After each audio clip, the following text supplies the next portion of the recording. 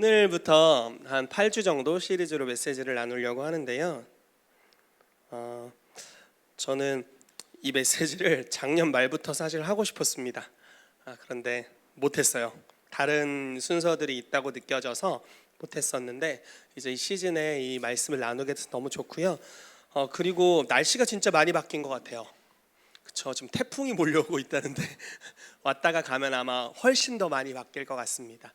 하나님께서 우리에게 새로운 시즌을 주셨다는 것을 오늘 예배를 드리면서 더 많이 느끼는 것 같아요. 물론 우리 예배팀이 강력한 기름 부음이 있고 오늘 뭐 또 이렇게 약간 춤을 췄는데 물론 이런 것도 있지만 좀 너무 강력한, 그러니까 한 사람 한 사람이 너무 귀하죠. 그런데 그것과는 또 다른 하나님이 또 하나님 차원에서 부어주시는 새로운 은혜가 있는 것을 좀 느낄 수 있어서 진짜 뉴 시즌이 오고 있다 이렇게 좀 느꼈고요. 저는 개인적으로 이 9월부터 12월까지가 아주 중요한 기간이 될 거라고 믿습니다. 유대력으로 9월 말 정도가 되면은 이제 연도가 바뀐다라는 이야기를 제가 들었습니다. 그래서 굉장히 그 전환의 시즌이라는 생각이 들고요. 특히 저희가 이 시즌에 좀 집중하려고 하는 것은 지난주에 메시지를 나눴지만 지금 시즌에 무엇을 준비하는지가, 그러니까 하나님이 준비를 위한 카이로스의 시간을 주신 거예요. 그래서 이 준비를 어떻게 하는지가 앞으로의 몇 년간을 결정할 수도 있는 그런 아주 중요한 때라는 생각이 듭니다. 저희 교회가 2017년도에 오중사역이라는 것을 이제 실제 적용하기 시작했습니다. 그 이전에는 비전으로 많이 선포가 됐고 많은 책들이 있었지만 그걸 실제로 하는 교회는 정말 없었어요. 정말 많이 없었습니다. 해외에서도 드물게 있을 정도였어요. 그런데 이제 2017년도에 저희 교회를 오중사역으로 전환하라는 감동을 주셔서 이제 뭐 사도선지자, 복음전환자, 목사, 교사의 오중사역을 풀어내기 시작했습니다. 그래서 각 팀이 생겼고요. 그 팀에서 하나님의 메시지들을 나누고 아주 연약하고 어리지만 독특한 하나님 나라의 사역을 풀어내려고 노력을 했습니다.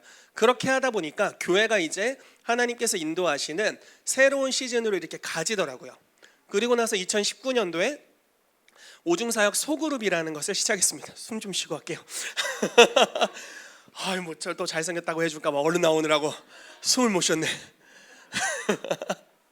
네, 2019년도에 이제 오중사역 소그룹이라는 걸 시작했어요. 지금 여러분들이 오후에 하고 계신, 주일 오후에 하고 계신 바로 그것입니다.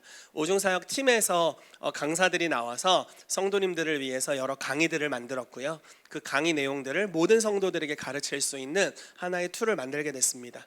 그리고 2020년도가 되면서 코로나 직전에 주님께서 저희에게 온라인 교회를 할 것에 대한 감동을 주셨고 또 온라인 여러 사역들을 열어야 된다는 감동을 주셨습니다. 공교롭게도 그때 딱 코로나가 터졌어요. 그래서 뭔가 우리가 조금 빨리 시작해서 뭔가 예언적인 느낌은 있지만 어쨌든 아다리가 잘 시대적으로 맞아 떨어져가지고 이게 톱니바퀴가 잘 돌아가지고 그때 하나님께서 많은 성장을 주신 것 같습니다. 아마 저희 교회에 오신 많은 분들이 온라인에서 하는 저희 사역을 경험하시면서 또 저희 교회에 오신 분들이 많은 걸로 알고 있습니다. HIM에서 하는 유튜브 예언 사역이라든지 저희가 하는 어떤 스쿨들을 하면서 저희 쪽으로 들어오신 분들이 많이 있는 것으로 제가 알고 있습니다. 그렇게 하나님께서 어떤 때와 계절을 계속 바꿔가면서 우리를 서서히 인도해 오셨는데 이제 2022년도 이제 말이 되었잖아요. 이때 이제 하반기가 되었는데 이 하반기에는 주님께서 우리 교회 가운데 사도적 센터의 소그룹을 하기를 원하신다라는 그런 감동이 있습니다. 저희 교회는 소그룹 모임이 없는 거 아시죠? 구역 뭐 이런 거 없잖아요. 뭐라고 하지? 속회 뭐라고 하지 이걸? 아무튼 셀그룹, 네, 뭐 목장. 당연히 교회에 있어야 된다고 여기는 그게 없습니다. 왜 없을까요? 요거 하고 싶어서 여태 벼르고 있었어요. 요런 종류의 셀, 목장, 소그룹을 하고 싶어서 여태 안 했습니다. 왜냐면 일반적인 구역이나 목장 이런 것들은 이제 굉장히 목양적인 차원의 색깔이 강합니다. 그 안에서 서로의 교제를 나누고 또 하나님이 주시는 감동들을 나누는, 그리고 담임 목사님이 주시는 메시지를 그 안에서 또 다시 쉐어하면서 메시지를 깊이 뿌리내리게 하는 그런 차원의 색깔이 강한 그런 구역, 목장, 셀그룹 이런 것들이죠. 그런데 저는 저희 교회에 하나님이 하기를 원하시는 소그룹은 조금 다른 방향이라는 생각이 들었습니다. 그래서 제가 좀 극단적인 성격이에요. 뭔가를 이게 아닌 것 같으면 뭐가 있어야 돼도 그냥 안 합니다. 예를 들어서 소그룹이 교회 반드시 있어야 되잖아요. 근데 아직 내가 명확하게 정리가 되지 않았다, 그냥 안 해요. 그래서 여러분들이 아마 조금 힘드셨을 거예요. 이 교회 구성원으로 정착하는 데 있어서 조금 쉽지 않았을 거예요. 왜냐하면 저희가 하는 뭐 새가족 반하고, 옛날에 새가족 반도 없었거든요. 새가족 반하고, 그리고 여러 오중사역 소그룹의 훈련들을 받았어요. 그리고 나서 내가 갑자기 망망대해에 혼자 떠 있는 것 같은 느낌이 드시는 분들도 계셨을 거예요. 이제 걱정하지 마십시오. 소그룹이 곧 생기게 될 것입니다. 아주 독특한 종류의 소그룹들이 우리 안에 생기게 될 거예요. 그래서 오늘부터 해서 한 8번 정도, 모르겠어요. 이게 또 필 꽂히면 이게 막 20번이 될 수도 있고, 그런데 한 8번 정도로 이제 생각은 하고 있습니다. 이 오중사역을 풀어내는 교회로서 이제 사도적 센터의 소그룹을 어떤 방식으로 해야 되는지에 대해서 여러분들과 나누도록 하겠습니다. 이게 이제 한 8주 정도의 일정입니다. 이런 메시지를 매주 나누려고 합니다. 이렇게 제목이 정해지면 저는 설교하기가 무지하게 편해요. 자, 오늘은 사도적 센터의 소그룹 사역에 대해서 좀 큰 범위로 보도록 할 거고요. 두 번째 주에는 작은 범위로 시작해야 하는 이유에 대해서 좀 보도록 하겠습니다. 아마 다음 주는 추석 주간이라서 다른 메시지를 좀 나눌 것 같아요. 그리고 그 다음 주부터 아마 전하지 않을까 싶고요. 세 번째 주에는 어떤 형태의 소그룹을 할 것인지, 이제 이런 것들을 저희가 정해주지 않을 거예요. 예를 들어 교회에서 여러분 이제 소그룹을 이런 방식으로 하세요. 리더는 누구고 명단은 멤버는 어떻게 됩니다. 이렇게 저희는 그런 스타일이 아닙니다. 알아서 짜서 알아서 하시라, 뭐 이런 스타일이에요. 알아서들 하시라, 이런 스타일이니까. 그래서 어떤 형태의 소그룹을 할 건지, 만약에 원하시는 분들이 계시다면 어떤 형태의 소그룹을 할 건지, 뭐 주중에 한 번 모이는 소그룹을 할 건지, 뭐 매일 모이는 소그룹을 할 건지, 뭐 중보기도가 주가 되는 소그룹을 할 것인지, 뭐 지금 KBN처럼 그 재정에 관련된 스터디를 하면서 소그룹을 할 것인지, 줌으로 미팅을 할 것인지, 만날 것인지, 뭐 등등등등 너무너무 다양한 형태의 소그룹이 있을 거라고 생각합니다. 아마 여러분들의 삶을 변화시킨 하나님의 그 DNA가 이 소그룹의 주요 형태가 되어야 할 거예요. 무슨 말인지 이해되시나요? 아마 제가 소그룹을 하게 된다면, 모르겠어요. 할지 안 할지 모르겠지만, 만약에 저의 입장에서 지금 소그룹을 하게 된다면 어떤 소그룹을 할까요? 저는 제가 몸이 안 좋았었는데 치유됐잖아요. 그리고 제가 하나님의 음성을 듣고 음성 듣는 걸 가르치고 있습니다. 그러면 저는 합당한 자들을 먼저 찾을 것 같아요. 만약에 치유가 필요한 분들, 그래서 그분들을 만나서 치유 사역하는 것으로부터 소그룹을 시작할 수 있습니다. 그리고 주변에 아픈 분들을 데려오세요, 이렇게 얘기하고 거기서부터 치유 소그룹을 시작할 수도 있겠죠. 그러니까 나를 변화시키신 하나님의 DNA를 가지고 소그룹을 할 수 있습니다. 어떤 분들은 성경을 공부하고 읽고 또 배우면서 심령에 큰 변화를 받아서 주님을 만나신 분들이 있을 거예요. 그리고 그들의 삶에는 그러한 동일한 것을 전수할 수 있는 능력이 임해 있을 겁니다. 그러면 그분들은 같이 하나님의 말씀을 가르치고 묵상하고 북쉐어를 하고 말씀을 같이 읽는 것을 통해서 삶을 나누고 변화될 수 있습니다.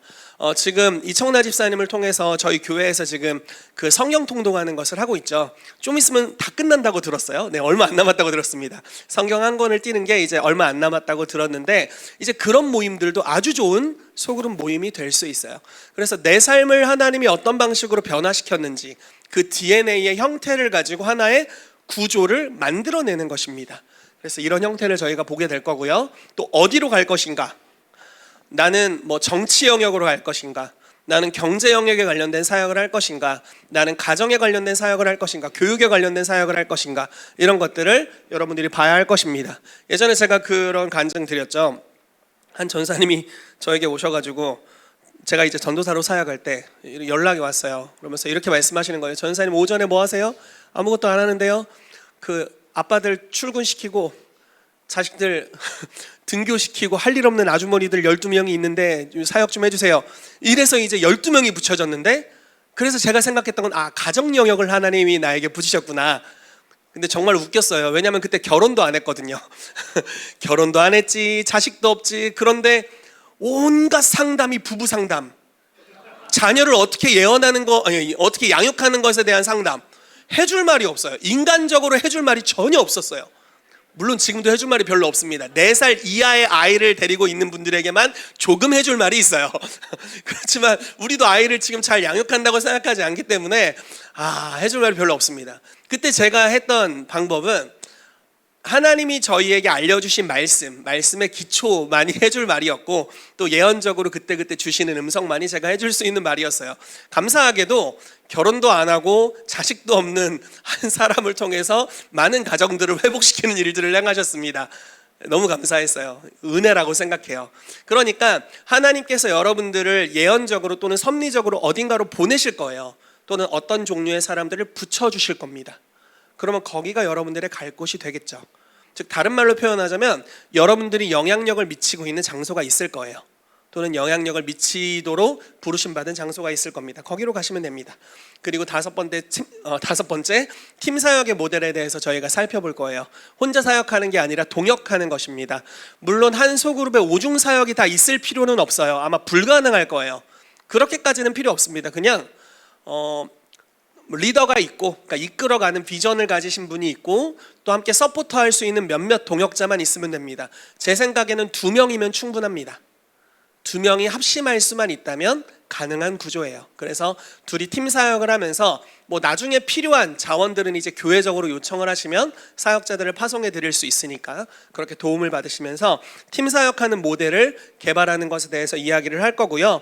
또 시스템 만들기라고 했는데 이거는 좀 다른 표현을 쓰자면 제자화 과정을 만드는 것입니다.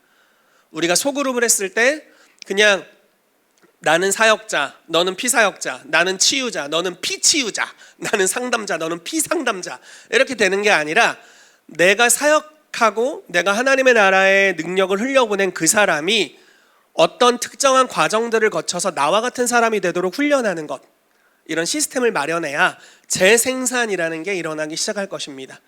여러분, 한 명의 전도자가 하루에 한 명을 전도해서 10년이 지난 것과 한 명의 제자 양육 사역자가 1년에 한 명씩 양육하고 그 사람이 또 다른 사람을 양육하고 또 다른 사람을 양육하게 했을 때 10년이 지나면 숫자가 어디가 많을 것 같으세요? 제자 양육이 훨씬 많습니다. 1년에 한 명만 양육했는데도요.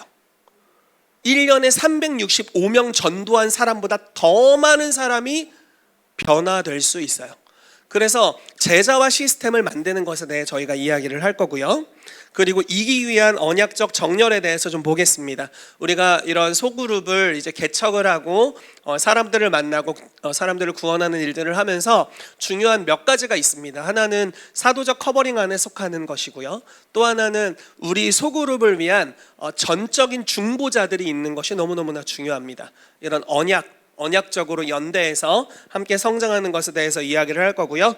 마지막 주에는 이 소그룹, 사도적 센터로서의 소그룹 사역을 통해 사도행전에 주님이 어떤 부흥을 주셨는지에 대해 나누도록 하겠습니다. 이렇게만 들어도 뭔가 좀 약간 그림이 살짝 보이시죠? 네, 감사해요. 보인다고 해주셔서. 네, 오늘 말씀 같이 볼게요. 마태복음 10장 7절에서 14절 말씀입니다. 읽어볼게요. 시작. 가면서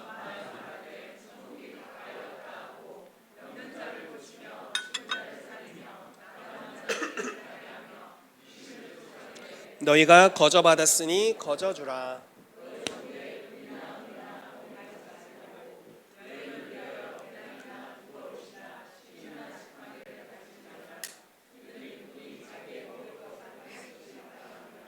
어떤 성이나 마을에 들어가든지 그 중에 합당한 자를 찾아내어 너희가 떠나기까지 거기서 머물라.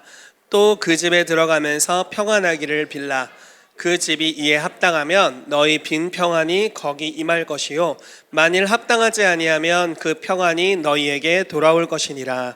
누구든지 너희를 영접하지도 아니하고 너희 말을 듣지도 아니하거든 그 집이나 성에서 나가 너희 발의 먼지를 떨어버리라. 아멘. 이게 오늘 본문 말씀이에요.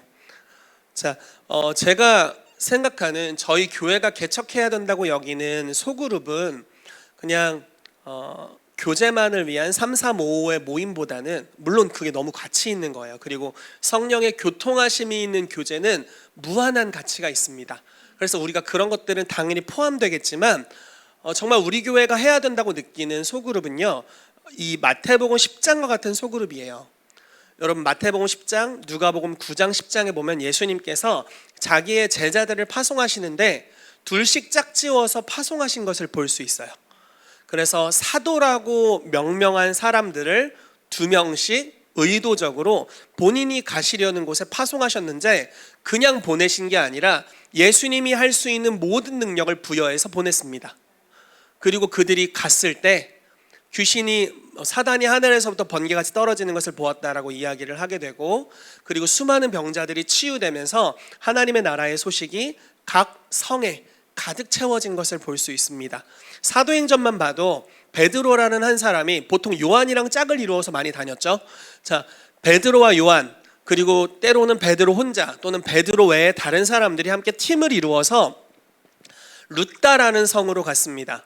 거기에 갔더니 다비다라는 제자가 다비다가 아니라 애니아라는 사람이 중풍병으로 7년 정도 누워 있었어요. 베드로에게 하나님 주신 게 치유의 권능이었잖아요. 내게 있는 것으로 너에게 주노니, 이렇게 이제 선포했던 사람이죠. 그래서 애니아를 봤을 때 그냥 바로 선포하죠. 애니아야, 주께서 너를 그 병상에서 일어나게 하신다 하고 선언하고 그를 일으켰더니 그가 완전히 치유되었습니다. 그 치유의 사건을 통해서 어떤 일이 발생했을까요? 룻다와 사론이라는 지역에 있는 모든 사람들이 다 주님을 믿었어요. 자, 파송된 소수의 사람이 그 중에 합당한 자들을 찾아내요. 합당한 자들을 찾는다는 것은 나에게 마음이 열린 사람들이에요. 와서 우리를 위해 기도해 주세요라고 말하는 사람들이죠. 자, 이들을 찾아서 이들에게 가서 뭐 전도를 하다가 만났을 수도 있고, 그냥 여기서 이 같은 경우는 이제 초대를 받아갔죠. 가서 그들의 집에 들어가 그들을 축복했을 때 하나님의 나라가 그들의 삶에 임하게 됩니다. 그리고 그 영향력이 거기서 끝난 게 아니라 그 주변 지역 전체를 주님께로 올려드리게 되는 역사가 풀어지게 돼요. 그리고 베드로가 바로 욥바라는 지역으로 가게 됩니다. 거기에는 다비다라는 여제자가 있었어요. 신기하죠? 이 다비다라는 여제자가 죽었다가 살아나는 것을 통해서 욥바에 있는 모든 사람이 또 예수님을 다 영접했거든요. 근데 이번에는 안 믿는 사람이 아니라 믿는 사람 집에 갔어요. 근데 그 영향력이 동일하게 한 성읍 전체를 변화시키는 은혜가 있습니다. 제가 믿는 것은 주님께서 저희 교회 가운데 초자연적인 사역을 계속 훈련해 왔다고 믿어요. 여러분들이 온 지 6개월밖에 안 됐어도 그냥 이렇게 많이 했어요. 많이 했어. 그래서 제가 믿기는 어떻게 하는지, 그냥 뭐 능력을 더 부어주세요 차원이 아니라 어떻게 하는지, how to에 대한 것을 잘 배우시고 리더들과 또 여러분들을 가르치시는 분들과 잘 건강하게 연결돼서 그냥 하시면 역사가 나타나기 시작할 것입니다. 너무너무 쉽게 일어나게 될 거예요. 요즘은 초자연적인 사역을 하는 게 점점 더 쉬워지는 것을 많이 느낍니다. 물론 제가 오래전부터 해왔지만 요즘처럼 쉽게 느낀 적이 별로 없어요. 훨씬 쉬운 것 같아요. 갈수록 더 쉬워질 것입니다. 어떤 책에 이런 구절이 있어요. 하나님의 영광이 임하면 모든 것이 쉬워진다. 아멘. 할렐루야. 독특한 비종교적인 색채의 할렐루야가 지금 튀어나왔어. 할렐루야. 좋아요. 그 하나님의 영광이 우리가 예배할 때 임하죠. 우리가 계속 예배하는데 뭐 주일마다 예배합니다. 그런데 뭐 이번 주는 예배가 별로였어, 지난주는 꽤 괜찮았지, 이런 차원이 아니라 우리가 주님을 계속 경외하고 높여드리면 주님의 임재가 임하는데 그 임재가 쌓여요. 축적이 됩니다. 그리고 그 예배를 드린 공동체 자체에 특별한 권위와 능력이 부어집니다. 사울이 왕으로 기름 부음을 받고 이제 실제로 여호와의 신이 임하는 장소가 어디였냐면 사무엘과 동행했던 선지자 무리들이 함께 찬양하고 예배하는 장소였습니다. 그때 거기에 장소는 라마나요시 아니었어요. 블레셋 영문이 있는 곳, 즉 블레셋 군대가 있는 곳이라고 성경에 표기되어 있습니다. 즉 적진이었어요. 적진에서 선지자 무리들이 춤을 추면서 악기를 연주하면서 주님을 예배하고 예언하면서 오고 있습니다. 그런데 그 무리를 만났을 때 성령님이 강력하게 사울 위에 왕의 능력을 부으세요. 그리고 이 공동체가 이제 자리를 정착해서 라마나요스로 가게 됐죠. 라마나요스에서 주님을 예배할 때 사울에게 역사했던 악신이 떠나가고 성령의 충만함을 다시 받는 역사가 일어나게 됩니다. 장소가 아니라 공동체예요. 한 장소에서 예배이기 때문에 장소가 열린 문이 되는 차원을 넘어서고 있습니다. 한 공동체가 주님을 지속적으로 예배하면 그것이 온라인이든 오프라인이든, 자, 오프라인에서 예배 우리가 여기서 드리고 있죠. 또 온라인으로 킹스빌리교회 연결해서 예배하시는 분들이 있어요. 요즘은 또 다른 나라에서도 들어오시더라고요. 너무너무 기쁜 소식이라고 생각합니다. 그런데 이 공동체가 예배하고 있습니다. 그리고 이 공동체의 예배를 또 기도를 통해서 기도와 예배가 주님께로 올라갔고, 그 이제 하늘의 능력이 우리 가운데 지금 임하기 시작했어요. 그래서 점점 더 강력한 능력이 임하고 있습니다. 이게 공동체적으로 풀어지고 있기 때문에 여러분들이 믿음으로 손을 얹으면 주의 능력이 흘러가기 시작할 것입니다. 아멘. 여러분, 공동체에 부으시는 하늘의 능력을 신뢰하기를 축복해요. 그 공동체의 일원 중에 한 분이, 일원이라고 표현하기 좀 죄송한데 예수님이시거든요. 그래서 주의 능력으로 하시는 거예요. 여러분들이 주의 능력으로. 아실지 모르겠지만 예수님이 여러분들의 머리라는 거 알고 계세요? 네, 그분과 연결되어 있기 때문에 그분의 능력으로 하는 겁니다. 그리고 우리 가운데 능력으로 역사하시는 분이 우리 안에 계신데 이름이 성령님이시라나? 성령님이시라고 했던 것 같아요. 그분이 하나님이시네? 네, 제 나이 40인데 성령님은 40살이 아니세요. 성령님 나이가 많으십니다. 영원하신 분이세요. 그리고 그분은 모든 것을 알고 계시고 전능하신 분이십니다. 그분은 내 안에 계시면서 예수님이 하셨던 일들을 다 하게 하실 수 있고, 예수를 죽은 자 가운데서 살리신 그분께서 내 안에서 나의 죽을 몸도 살리실 겁니다. 나의 죄를 이겨내게 하실 수 있는 분, 나로 말미암아 거룩한 삶을 살아가게 하시는 분, 내 삶을 변화시키는 분이 주님이세요. 그 주님과 우리가 연결되어 있기 때문에 이제 우리가 둘씩 짝지어서 알아서 하실 거고 우리가 이제 주님의 보내심을 받아서 여러 영역들로 나아가게 될 때 주님께서 여러분들이 믿음으로 손을 얹으면 병든 자들을 고치고 예언하는 것들이 굉장히 쉬워질 거예요. 그리고 성령의 기름 부으심이 풀어지면 하나님의 나라가 임합니다. 그러면 그 나라가 임한다는 건 아주 기쁜 소식이죠. 왜냐하면 천국은 좋은 곳이니까요. 그래서 그것을 통해서 그 영역으로 침투하고 영역을 변화시키는 어떤 구조를 가진 소그룹을 일으키게 되는 것, 이것이 이 시즌에 이제 제가 꿈꾸고 있는 것입니다. 이런 일들이 일어나게 되기를 축복합니다. 아멘. 그래서 오늘 5가지에 대해서 좀 살펴보도록 하겠습니다. 하나님의 나라의 비전에 대해서 볼 거예요. 하나님의 나라와 도미니언에 대해서 볼 거고요. 그리고 왜 사도적 센터의 소그룹 사역이냐, 그래서 중요한 용어들을 좀 살펴볼 겁니다. 사도라는 용어, 교회라는 용어, 그리고 소그룹 뒤에 있는데 또 소그룹에 대해서 볼 거고요. 또 하나님의 나라 운동과 소그룹에 대해서 좀 합쳐서 볼 거고요. 그리고 실제로 베드로의 사역에 대해 볼 건데 다 이야기를 벌써 해버렸습니다. 네, 같이 말씀을 읽어보겠습니다. 창세기 1장 26절에서 28절 말씀입니다. 시작. 하나님이 이르시되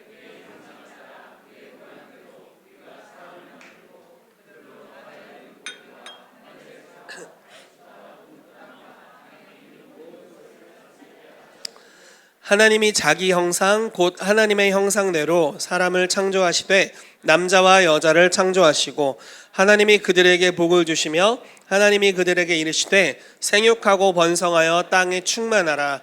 땅을 정복하라. 바다의 물고기와 하늘의 새와 땅에 움직이는 모든 생물을 다스리라 하시니라. 아멘. 자, 이 말씀은 우리가 인간을 하나님이 처음 창조하셨을 때의 모습, 그리고 그들에게 사명을 부여하신 모습으로 알 수 있습니다. 하나님이 사람을 창조하셨을 때 사람을 70억을 한꺼번에 창조하지 않으셨습니다. 의도적으로 남자 하나, 여자 하나를 창조하셨습니다. 그리고 주님이 친히 만드신 에덴이라는 동산에 그들을 두셨어요.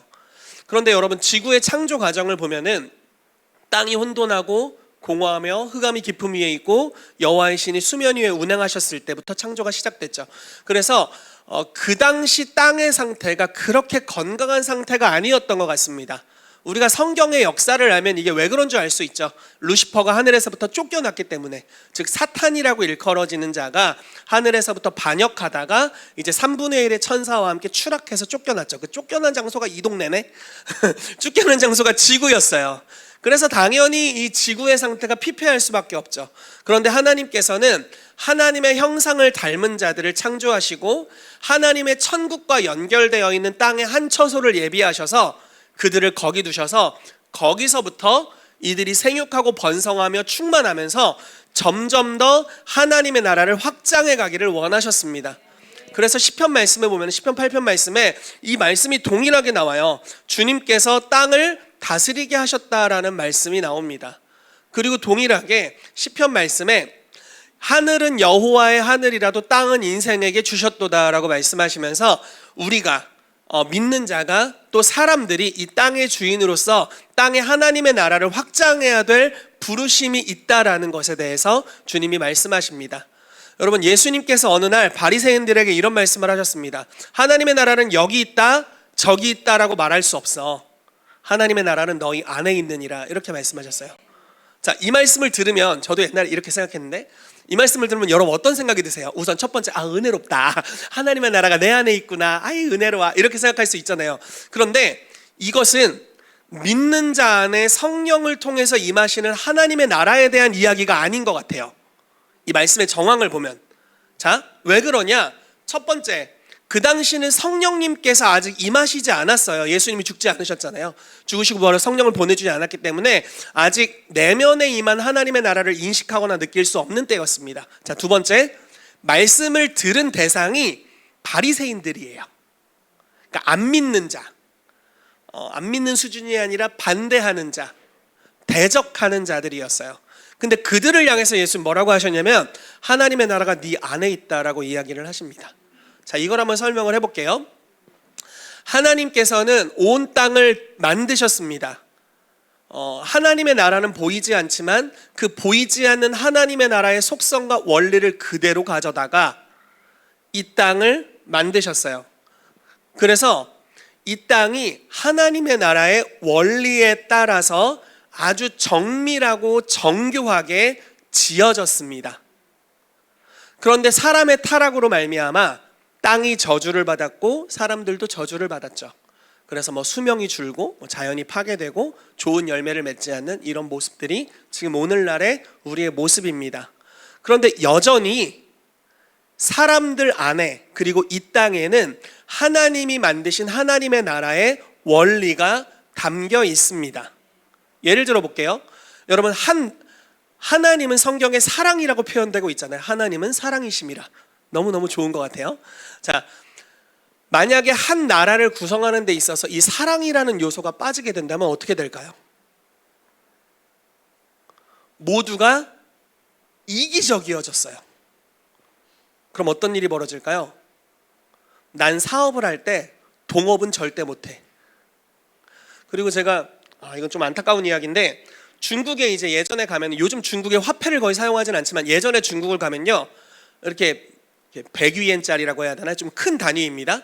지금 2만 원, 아무튼 2만 원짜리 정도 되는 화폐예요. 그걸 이렇게 내잖아요. 그럼 어떻게 하는 줄 아세요? 비춰봐. 이게 뭘 것 같아? 가짜 너무 많은 거야. 믿을 수 없는 게 너무 많은 거예요. 그러니까 그 사회에 거짓이 난무하면 사회의 질서가 무너집니다.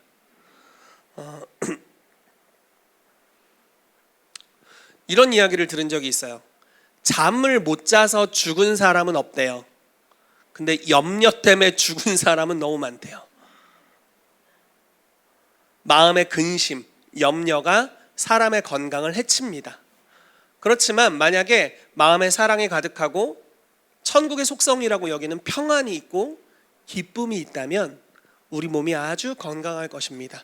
이런 것들만 보더라도 하나님의 나라의 원리와 요소에 의해서 이 땅이 지어졌고 지금도 그것으로 말미암아 기능할 수 있다는 것을 알 수 있습니다.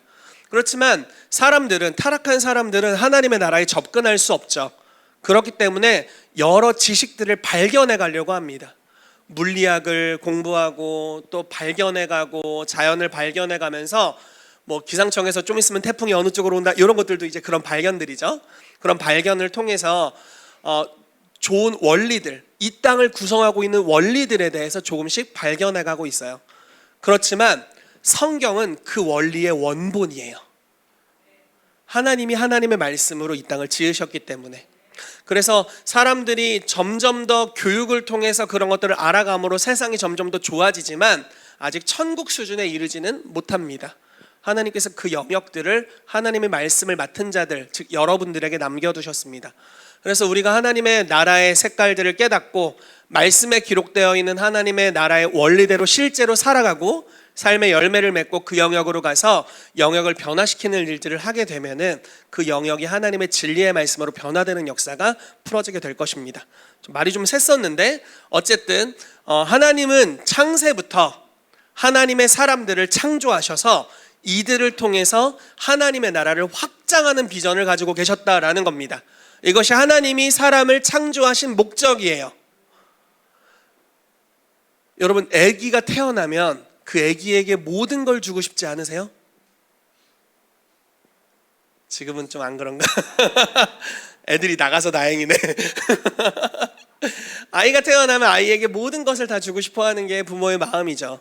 근데 하나님이 사랑이세요. 그래서 자기의 사랑하는 자들에게, 영적인 자녀들, 자기의 자녀들에게 자기의 모든 것을 주기를 기뻐하셨어요. 그래서 하나님의 형상과 모양으로 창조하시고 놀라운 하늘의 땅의 복들을 그들에게 풀어주셨습니다. 그래서 그것을 가지고 온 땅을 확장하도록, 온 땅에 하나님의 나라를 확장하도록 부르셨어요. 우리가 스토리를 다 이야기할 수 없지만 자, 신약에 와서는 이런 말씀이 있습니다.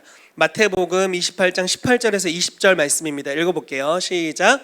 예수께서 나와 말씀하여 이르시되 모든 권세를 내게 주셨으니 그러므로 너희는 가서 모든 민족을 제자로 삼아 아버지와 아들과 성령의 이름으로 세례를 베풀고 내가 너희에게 분부한 모든 것을 가르쳐 지키게 하라. 볼지어다 내가 세상 끝날까지 너희와 항상 함께 있으리라 하시니라. 아멘. 예수님께서 사단에게 빼앗겼던 땅을 다스리는 권세를 다시 취하시고 이렇게 말씀하시죠. 하늘과 땅의 모든 권세를 다시 내게 주셨다. 그러므로 너희는, 나를 믿는 너희는 가라. 그래서 그들을 사도적으로 보내시는 모습을 볼 수 있습니다. 보내시면서 이렇게 말씀하세요. 모든 민족을 제자로 삼아라 라고 말씀하세요. 그래서 온 땅을 하나님의 나라와 같이 변화시킬 사명을 다시 한번 인류를 향해서 보내시면서 자기의 제자들에게 주시는 모습을 볼 수가 있습니다. 그래서 교회가 이 비전을 붙잡아야 되는 줄로 믿어요. 교회는 하나님의 나라를 이 땅에 확장해야 됩니다. 그리고 예수님 말씀하셨죠. 회개하라, 천국이 가까이 왔다. 하나님의 나라가 아주 가까이 있다라고 말씀하고 있어요. 여기서 가까이 있다라는 원어적인 의미는 진짜 코앞에 있다라는 뜻입니다. 그래서 우리가 우리의 생각을 바꾸고 우리의 죄를 내려놓고 주님의 나라로 진입하면 죄가 주는 달콤한 유혹과는 비교도 안 되는 본질적인 행복과 은혜가 주님의 나라 안에 있습니다. 우리 모두 거기로 더 많이 들어가시기를 축복합니다. 아멘. 자, 이 사도적 소그룹에 대해서 볼 때 이 사도라는 단어, 교회라는 단어를 저희가 좀 더 살펴봐야 합니다. 누가복음 6장 12절에서 16절 말씀 같이 읽어볼게요. 시작. 이때 예수께서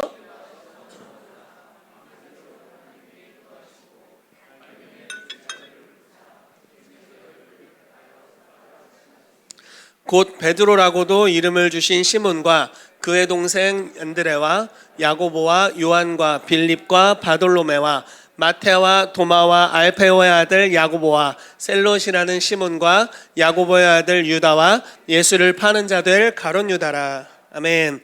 자, 예수님께서 자기의 많은 제자가 아마 그 당시 있었을 거예요. 그 많은 제자들 중에 자기와 함께할 제자들 12를 뽑으셨죠. 그리고 12이라는 숫자가 굉장히 중요합니다. 통치와 관련된 숫자잖아요. 뭐 이스라엘 12지파 뭐 등등등등 있잖아요. 그래서 뭐 12진주문 이런 것도 있고 12보좌 이런 이야기도 있고 다 통치에 관련된, 리더십에 관련된 이야기를 할 때 이 10이라는 숫자를 많이 사용하는데, 자, 12제자를 뽑으셨어요. 그리고 이들을 뭐라고 부르셨냐면 사도라고 부르셨어요. 우리는 너무나 익숙한 이 종교적인 용어가 된 사도, 그리고 우리 교회 신사도교회라서 더 익숙한 사도. 근데 이 용어 도대체 왜 사도라고 했을까? 우리가 알 필요가 있습니다.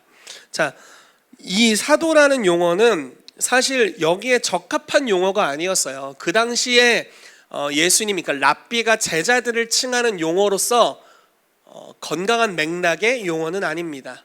갑자기 근본도 없는 단어가 일로 들어와 버린 거예요. 왜냐면 그 당시에 사회학적이고 정치학적인 용어였기 때문에.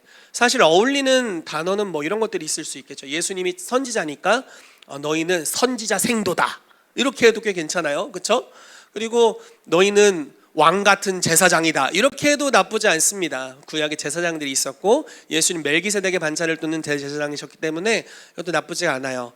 그리고 뭐 스승, 제자 이렇게 갔어도 됐고요. 너희는 내 다음 랍비들이다, 이렇게 가도 나쁘지 않았습니다.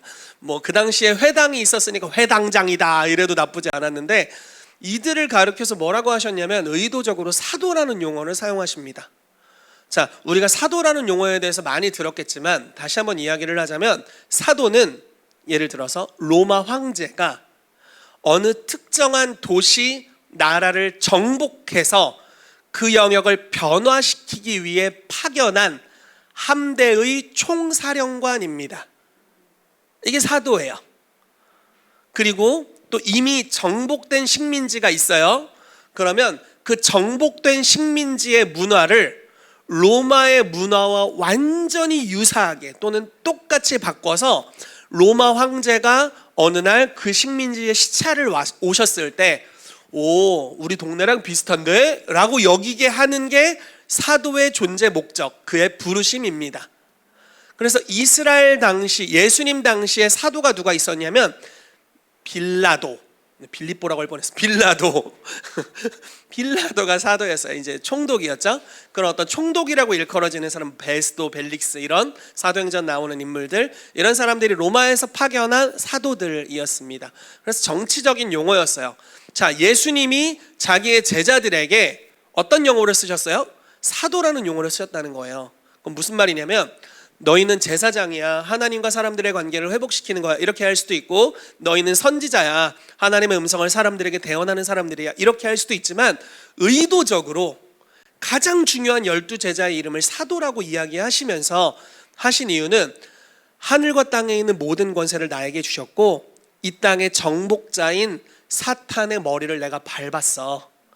그래서 내가 너희를 파송한다. 하늘과 땅에 있는 모든 권세를 가지고 너희를 파송하니까 너희는 나를 믿는 나의 군대와 함께, 또 천사의 군대와 함께 그 지역, 그 영역을 정복해서 다시 내가 황제로서 이 땅에 재림할 때 이 땅이 나의 나라, 즉 천국과 같은 상태가 되도록 하라. 이것이 바로 사도의 존재 목적이죠. 이게 바로 12제자의 존재 목적이었습니다.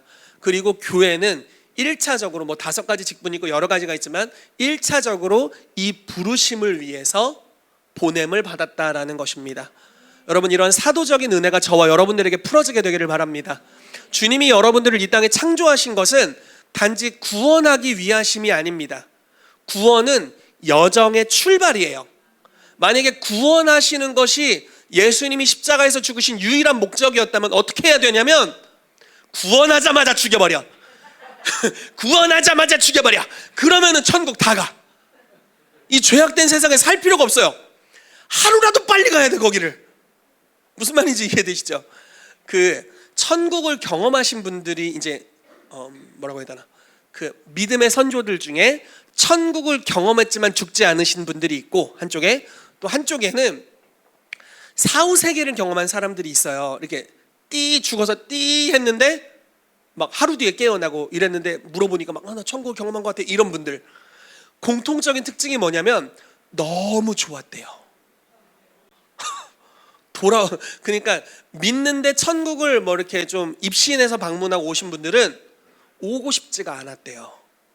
그리고 예수님이 천국에서 이렇게 말씀하셨대요. 내가 나를 지금 너에게 다 보여줄 수 없는데 다 보여주면 아마 너 못 갈걸, 이렇게 말씀하셨대요. 천국이 그런 곳이에요.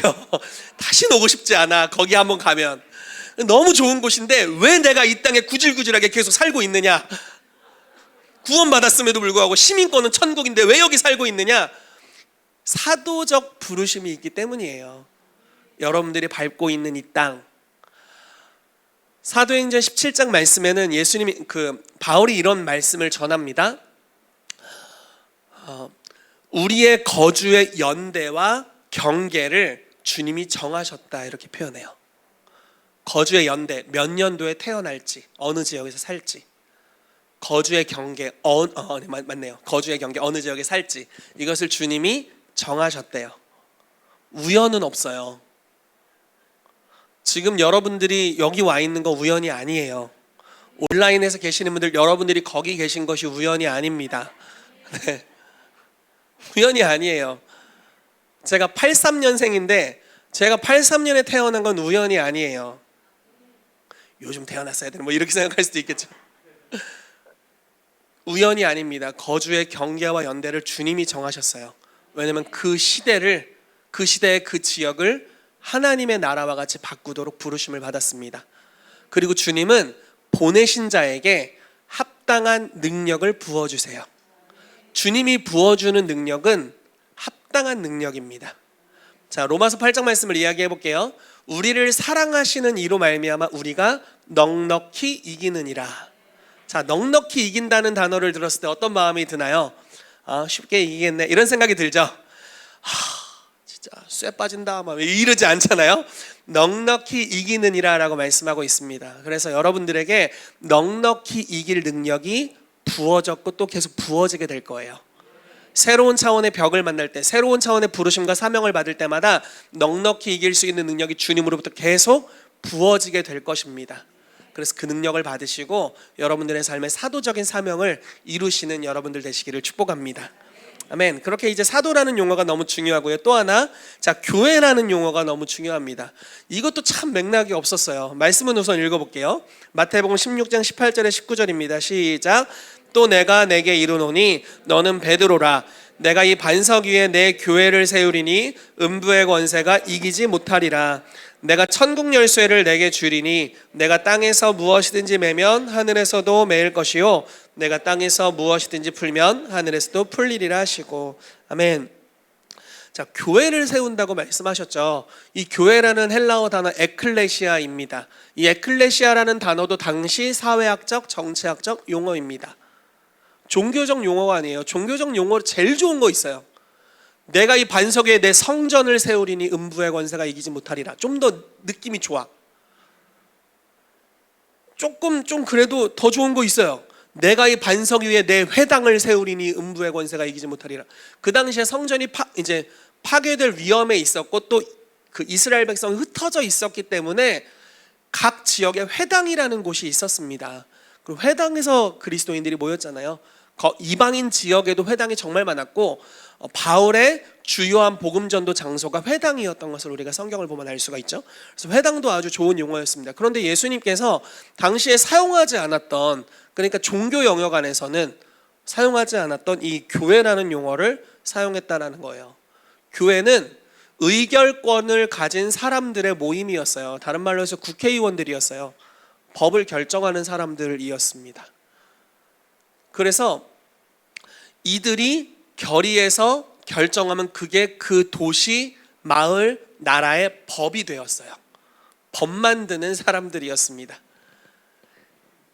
제가 요즘 주일날 이렇게 집에서 나올 때 요한이한테 요한아 교회 가자. 근데 너무 미안하게도 애한테 해줄 말이 없어. 교회 가면 이모들도 있고 삼촌들도 있고 요한이가 좋아하는 것도 다 할 수 있지. 이렇게 하고 이제 데려갑니다. 안타까워요. 근데 교회 용어는 원래 그게 아니에요. 자, 여러분들은 교회 오실 때 어떤 마음으로 오세요? 교회 가네, 예배해야지, 보통 이런 마음으로 많이 오시죠. 근데 교회라는 단어의 정의는 법을 만드는 곳이에요. 이 땅에 풀어져야 될 법을 제정하는 곳입니다. 여러분들이 이 땅에서 기도하고 선포하면 그것이 하늘에서부터 승인돼서 이 땅에 바바방 이루어져요. 그게 바로 교회가 가진 권세와 능력입니다.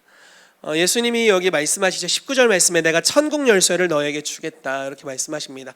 열쇠라는 단어는 아주 중요한 단어예요. 당신은 열쇠의 중요성을 사람들이 강조하기 위해 큰 열쇠를 제작해서 어깨에 메고 다니기도 했대요. 완전 오바. 어깨에 열쇠를 메고 다녔대요. 이런 경우도 있었답니다. 자, 열쇠를 준다는 것은요, 그 열쇠를 통해서 문을 따고 들어가는 그 장소의 모든 것을 사용할 수 있는 권한을 주는 것입니다. 제가 여러분들에게 제 자동차 키를 드린다면 여러분들에게 차를 드리는 거예요. 가지세요. 어딨지 열쇠가? 진짜 가져가면 안 되는데. 제가 만약에 요즘은 이제 집에 열쇠를 많이 사용하자고 번호키를 많이 사용하잖아요. 제가 만약에 여러분들에게 저희 집에 번호키를 아니면 이렇게 띡 찍는 거 이런 거 드리면, 태그해서 찍는 거 드리면 집에 있는 모든 것을 써도 된다는 이야기입니다. 근데 예수님이 지금 교회에게 이런 약속을 하시는 거예요. 내가 천국 열쇠를 주었어.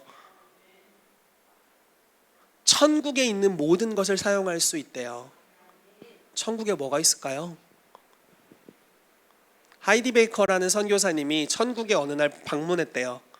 근데 자기 앞에는 지금 다리가 잘려있는 병자가 있었습니다. 갑자기 주님이 환상 중에 천국으로 인도하셔서 천국을 이렇게 보고 있는데 한 방에 들어갔는데 방에 사람들의 잘려있는 신체 부위가 이렇게 나열되어 있더래요. 내 앞에 있는 환자와 딱 맞아 보이는 다리 두 짝이 있더랍니다. 가져다가 갖다 꼈대요. 계속 환상이긴 한데 가져다가 꼈대요.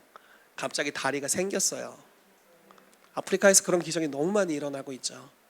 그러니까 천국에 들어갈 수 있다는 것은 실제로 그 영역에 있는 것을 사용할 수 있다는 거죠. 자, 마태복음 13장 말씀에 아주 좋은 말씀이 있습니다. 천국의 서기관된 제자들마다 옛 것과 새 것을 그 곳간에서 내어오는 집주인과 같으니라. 자, 여러분들에 대한 이야기입니다. 우리는 집주인같이, 천국의 주인은 예수님이신데, 하나님이신데 천국의 주인과 같이 거기를 들어간대요. 그리고 가지고 쓸 수 있대요. 천국에서 걸어가다가 돌에 걸려 자빠졌더니 알고 봤더니 자빠진 데 돌멩이가 황금이었대잖아요. 순도 100%. 문을 열었는데 문이 진주로 되어 있었대잖아요. 뭐 개털면류관 이런 이야기가 가끔 돌긴 하는데 여러분들도 들어보신 적 있으세요? 하도 한 일도 없이 천국에 갔더니 주님이 개털면류관을 준비하셨다고. 저는 개인적으로 그런 건 좀 믿진 않는 편입니다. 개털면류관은 좀 너무한 것 같아. 아무튼 예수님의 폐가 개털로 이렇게 치환되는 건 너무 좀 그렇잖아요. 어쨌든 천국은 모든 것이 너무 부유하고 모든 축복이 다 있습니다. 관계적인 모든 은총이 다 있어요. 아버지와 아들 예수님과 성령님 사이에 그 이분과 이분 사이에 흐르는 것, 그게 우리 부부관계도 흘렀으면 좋겠어요. 자, 만약에 저와 제 아내가 있습니다. 뭔가 흘러요. 가끔 우리 지체들이 느끼더라고, 뭐가 흐르는지. 찌릿찌릿한 거. 눈빛이 찌릿찌릿해. 언성이 높아져. 흘러. 천국의 요소가 아닌 것들이 흐를 때가 있죠. 여러분들은 없으세요? 동물원 보듯이. 여러분들 분명히 있을 텐데. 그러니까 관계 가운데 흐르는 것들이 있어요. 이것도 천국에 있죠. 아버지, 아들, 성령님은 완전한 신뢰와 사랑이 흐르고 있어요. 그렇죠? 그것을 가져다가 우리 부부 사이에 이렇게 딱 갖다 놔야 돼. 그게 가능하다는 거예요. 그것을 제정할 수 있는 권세를 교회에게 주셨다라는 것입니다. 여러분, 그래서 그 성령의 권능이라고 이야기할 때는 그냥 막 에네르기파를 쏘는 게 아니라 그 천국에 있는 것들을 이 땅에 풀어낼 수 있는 능력에 관한 것입니다. 자, 예수님께서 제자들을 사도라고 말씀하셨고, 그리고 이제 세워질 공동체의 이름을 교회라고 하셨습니다. 자, 교회는 이 땅에 법을 제정하고 문화를 바꾸는 사람들입니다. 즉 이런 거예요. 사도의 부르심은 이 땅을 하나님의 나라와 같이 바꾸는 것, 교회의 부르심은 그 일을 함께 수행하기 위해 법과 제도를 변혁시키는 자들입니다. 즉 교회, 사도라는 용어 모두가 이 땅에 하나님의 나라를 가져오는 것과 밀접하게 관련이 있다라고 말씀하고 있는 거죠. 여러분, 그런 일을 행하는 사람들이 되시기를 축복합니다. 여러분들이 이 교회에 오신 이유가 목사님이 잘생겼다, 예배가 너무 은혜롭다, 이런 게 아니라, 이런 게 절대 아니라, 나는 이 교회를 통해서 하나님의 권능을 받고 하나님의 사람으로 무장돼서 나의 영역을 하나님의 나라로 변화시키는 사람이 될 거야. 이러기 위해 이 교회 오시기를 축복해요. 안 그러신 분은 오시지 말라는 게 아니라 이제부터 그 마음으로 바꾸셔서 함께 하시면 좋겠습니다. 그래서 주님이 우리를 교회로 부르신 목적이 바로 이러한 것인 줄로 믿습니다. 자, 소그룹에 대해 살펴볼게요. 마태복음 18장 18절에서 20절 말씀 읽어보겠습니다. 시작. 진실로 너희에게 이르노니 무엇이든지 너희가 땅에서 매면 하늘에서도 매일 것이요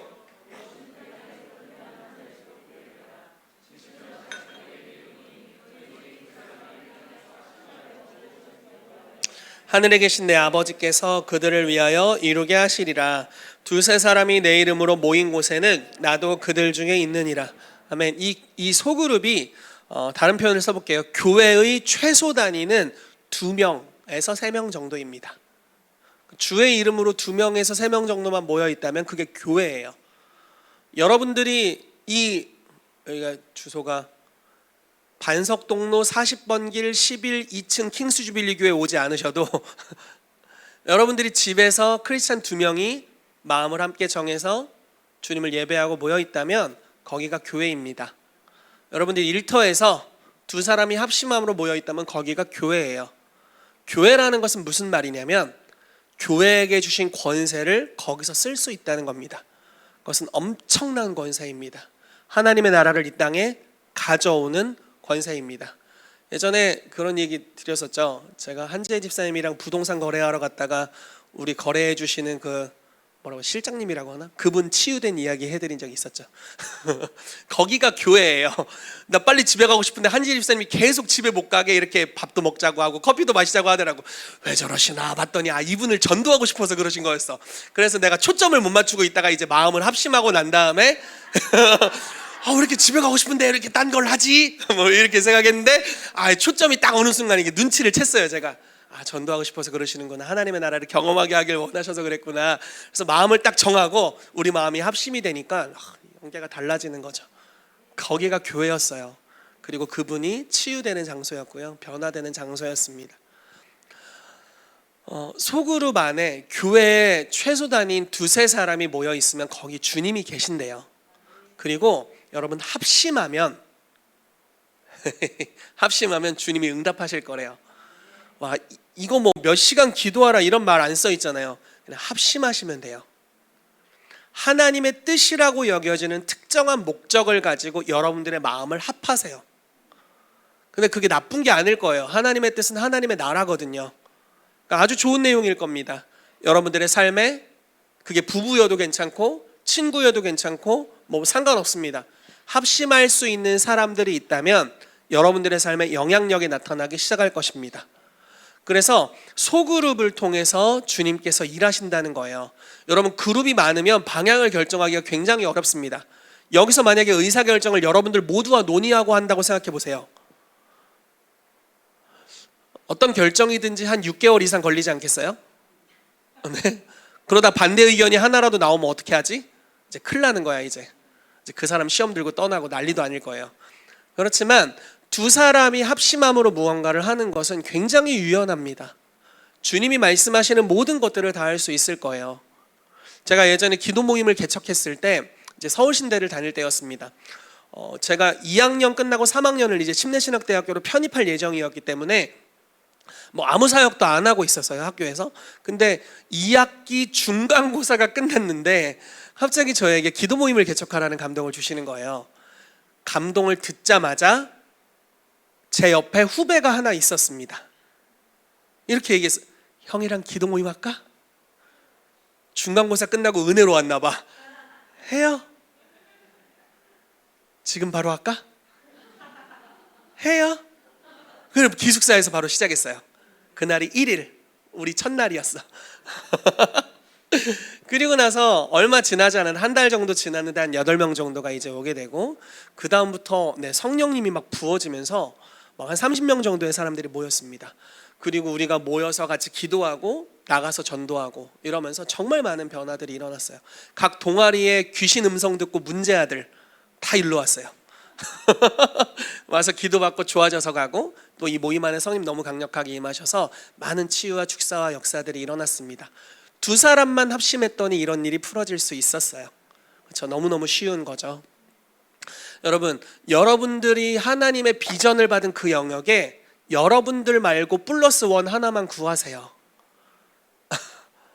그러면 그게 교회고 그들과 함께 소그룹을 시작할 수 있습니다.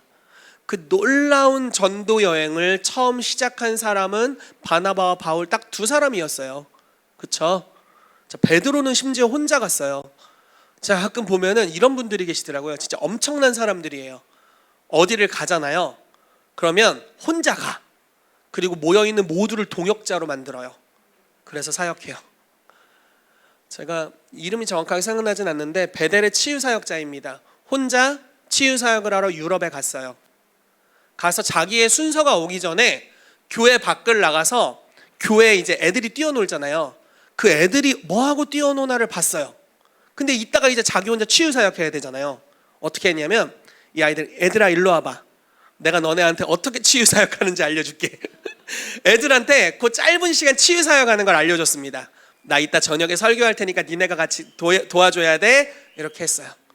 그리고 나서 저녁에 설교하면서 치유사역했는데 애들이 안수해줬대요. 너무 많은 치유가 일어났어. 여러분, 그게 교회예요. 어렵게 생각할 필요가 없습니다. 더 어려워지나? 아무튼 두세 사람이 주의 이름으로 모인 것에 주님이 함께 하시고 어떤 목적과 방향성을 정해서 하나님이 나를 부르신 사도적인 방향성 안에 여러분들이 가시면 됩니다. 합심하여 기도하면 하나님의 나라가 풀어지게 될 것입니다. 아멘. 다 읽었던 말씀이라. 자, 제가 그리고 있는 이 소그룹은 바로 이런 모양입니다. 사도적인 색깔을 가진, 그리고 교회의 기능을 하는, 그냥 앉아서 한 주간 무슨 일이 있었는지를 나누는 것 이상으로 하나님이 우리를 부르신 그 목적에 관련해서 교제하고 나누고 그것이 이루어지도록 합심하여 기도하고 그 영역을 돌파해내는, 두 사람이 합심함으로 기도할 때 하늘의 초자연적인 공급과 능력으로 말미암아서 우리가 기존에 볼 수 없었던 이적과 기사가 빵빵 터지는 역사들, 그러한 것들을 이 교회에서 보고 싶습니다. 바로 여러분들을 통해 이러한 일들이 일어나기를 정말 축복합니다. 제가 모임을 개척하는 방식은 아주 단순합니다. 원하시는 분이 하시면 돼요. 무슨 말인지 이해되셨죠? 뭐 리더를 임명하거나 하지는 않을 거예요. 우리 서진웅 형제님 리더, 너무 좋다. 영비 형제님 팀원, 뭐 이렇게 너무 좋다. 좋아. 뭐 그랬더니 이제 영비 형제님이 별로 순종하고 싶지가 않은데, 그러니까 진우 형제님이 목사님이 임명했으니까 순종해. 이런 거 말고 너무 억지스럽잖아요. 이런 거 말고 이런 게 아니라 여러분들 비전을 받은 분이, 그러니까 리더가 되셔서 이끌어 가시는 거예요. 그리고 함께하고 싶은 분을 콜링하시는 거죠. 콜링을 받을 때 별론데요? 안 하시면 돼. 안 하시면 돼. 하고 싶은 모임에 기도하면서 참여하시면 됩니다. 물론 지멋대로 하시라 이런 게 아니에요. 이 모든 것의 기반은 나는 죽고 그리스도가 살아난 기반으로 가는 거예요. 그래서 우리가 자발적으로 여러 모임들이 일어났으면 좋겠습니다. 여러분들이 주중에 여러 모임들을 개척했으면 좋겠어요. 저희 뭐 수요예배도 없잖아요. 금요예배도 출석률이 매우 안 좋은 걸로 알고 있어요. 아마 대부분 새벽 예배도 안 할걸? 뭐 하시는 거야 도대체? 네, 많은 자유의 시간이 있으니까 여러분 주중에 이제 이 기간에 여러분 기도하세요. 그래서 하나님, 혹시 나를 부르신 영역이 이 영역입니까? 그리고 이런 종류의 사람들을 나를 통해 변화시키길 원하십니까? 이렇게 느껴진다면 여러분 그 모임을 시작하시면 됩니다. 제가 어떤 분들에게 계속 이 이야기를 하고 있어요. 청년들 모아서 6개월에 1,000만 원 만들기 좀 했으면 좋겠다. 그러니까 그런 거예요. 그냥 아주 단순한 거잖아요. 그리고 어떤 모임은 치유가 필요한 사람들을 초대해서 치유 사역하는 일들을 해도 될 거예요.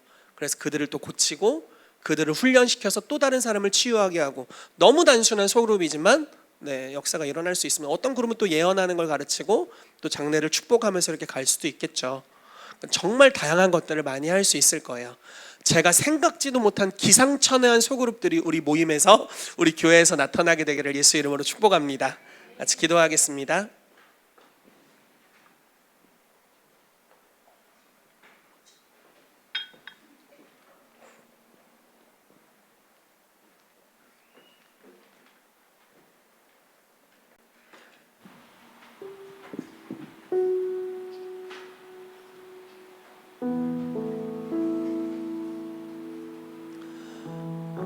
우리 같이 기도하겠습니다. 여러분, 이 시즌에 가장 필요한 것은 두 가지라고 느끼는데요. 하나는 성령의 권능, 또 하나는 사도성이라는 감동이 있습니다. 교회가 존재하는 목적은 그냥 한 지역교회에서 문화적으로 좋은 일을 하는 차원 이상의 것입니다. 교회가 존재하는 목적은 우리가 거주하는 땅, 우리가 속해 있는 도시, 마을, 지역, 집들 가운데 하나님의 나라를 가져오는 것입니다. 그리고 이 하나님의 나라는 너무 좋은 나라입니다. 여러분들은 사도적으로 부르심 받았고 이 사도적 교회, 사도적 센터의 일원으로 있습니다. 주님께서 앞으로 우리를 통해서 소그룹들을 개척하실 텐데 또 역사해 주실 텐데 여러분들을 동역자로 사용하실 텐데 여러분들에게 성령의 능력이 풀어지게 될 겁니다. 그리고 어떤 방향성을 가지고 기도하기 시작하면 너무너무 좋은 동역자들이 우리 교회 안에서든지 교회 밖에서든지 구해지게 될 것입니다. 여러분 자발적으로 하시면 돼요. 어떤 분들에게는 지금 이 메시지가 이제 앞으로 전달될 8주의 메시지가 너무 부담스러울 수는 있습니다. 그런 분들은 하지 않으셔도 됩니다. 교회에 머무시면 되고요. 이 교회에게 하나님 부어주시는 은혜들을 여러분 누리시면 됩니다. 그렇지만 어떤 분들은 이미 많이 훈련됐을 거예요. 그리고 하나님이 마음을 주셔서 어떤 소그룹을 개척하기를 원하는 마음들을 주신 분들이 있을 수 있습니다. 그분들은 이 시즌에 믿음으로 반응하시면 되겠습니다. 우리 같이 기도합시다. 하나님, 우리 가운데 오늘 성령의 권능을 부어주시옵소서. 내가 나아가야 할 사도적 방향성, 나를 이 땅에 보내신 사도적 방향성에 대해서 알기 원합니다. 그리고 또한 동역자를 붙여주시옵소서. 그래서 하나님 이 시즌이 끝나갈 때 이제 새로운 소그룹들이 나를 통해 개척되도록 주여 나를 사용해 주시옵소서라고 우리 같이 기도하며 나아가도록 하겠습니다. 예, 살아계신 하나님 감사합니다. 우리 하나님을 찬양합니다. 전능하신 하나님 우리 가운데 기름 부어주시기를 기도합니다. 예, 성령의 권능과 능력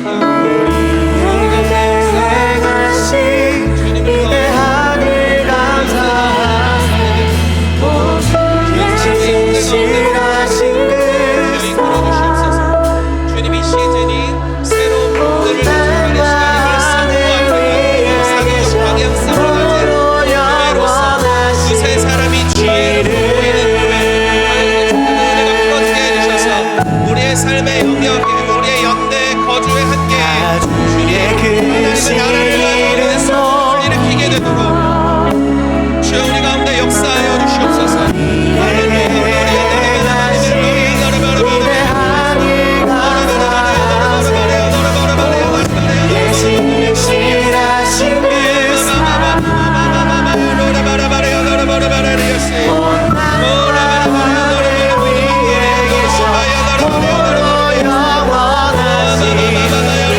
주의 계시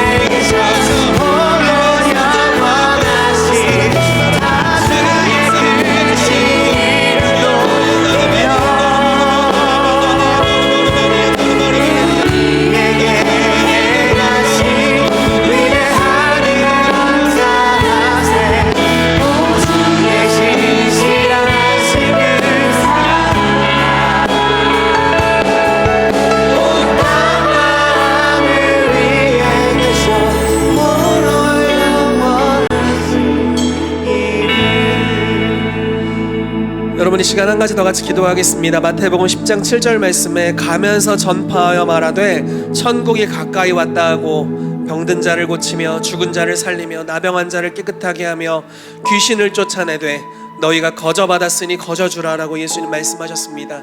이것이 사도들을 제자로서 파송하셨던 첫 번째 여정입니다. 이것이 이들의 부르심 본질이었습니다. 동일하게 이 사도적 센터를 향해 주님 말씀하신다고 믿습니다. 가면서 전파해라. 천국이 가까이 왔다라고 하고 병든 자를 고치고 죽은 자를 살리고 나병한 자를 깨끗하게 하며 귀신을 쫓아내되 너희가 거저받았으니 거저주라. 예수님이 둘씩 짝지어 보내셨던 것 같이 이제 우리를 보내실 것을 믿습니다. 그래서 이 시간 하나님, 내가 이 말씀에 반응하며 살길 원합니다. 이 시즌에 이 말씀에 내가 열매 맺는 자가 되길 원합니다 하시는 분들이 있다면 그 자리에서 일어나 주시기 바랍니다. 우리가 같이 그분들을 위해서 축복하며 기도하길 원합니다. 예, 살아계신 하나님, 이 시간 기도합니다. 천국의 말씀을 선포하도록 성령의 능력으로 무장시켜 주시고 우리의 삶을 추수하는 일꾼으로 사용하여 주시옵소서. 주의 이름을 한번 크게 부르고 같이 기도합니다.